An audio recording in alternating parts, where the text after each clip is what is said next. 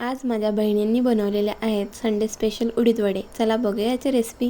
2-3 तास भिजत घातलेली उडीद डाळ एका मिक्सरच्या भांड्यात काढून घेतली व त्यामध्ये थोडेसे मिरची व कोथिंबीर टाकून मेणासारखी बारीक पेस्ट होईल असे वाटून घेतले. तुम्ही बघू शकता या मिश्रणाची कन्सिस्टन्सी हे ज़्यादा थिक पण नाही आहे आणि लिक्विड टेक्स्चर पण नाही आहे.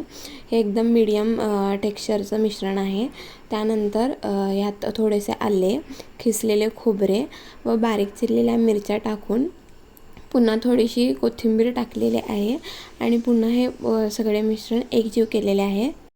थोड्या वेळासाठी हे मिश्रण भिजत ठेवावे जेणेकरून त्यात एक स्पॉन्जीनेस यावा आणि वरून लास्टला चवीनुसार मीठ टाकावे. मीठ टाकून झाल्यानंतर मिश्रण पुन्हा एकजीव करावे जेणेकरून मीठ सगळीकडे लागावे, एकाच ठिकाणी कमी जास्त असे होऊ नये.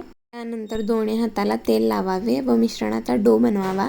मिश्रणाचा असा डो बनवताना तो चिटकत नाही कारण आपण हाताला तेल लावलेलं आहे आणि थोडासा मध्ये होल पाडावा जेणेकरून वडा आतून सगळीकडून शिजेल व कच्चे पीठ राहणार नाही. त्यानंतर आपले वडे तेलात सोडावे फ्राय करण्यासाठी.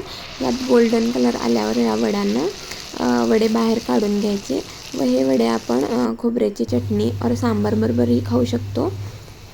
तर असा होता माझा संडे बहिणींनी बनवलेले स्पेशल उडीद वडे खाऊन आणि हे टेस्टला खूप छान झालेले आणि सांबार पण खूप छान बनवलेलं तिनं आणि हे क्रिस्पी झालेले तुम्ही बघू शकता. हे किती कुरकुरीत झालेले आहेत आणि सॉफ्टपेक्षा मला हे असेच क्रिस्पी खायला आवडतात. Thank you for watching.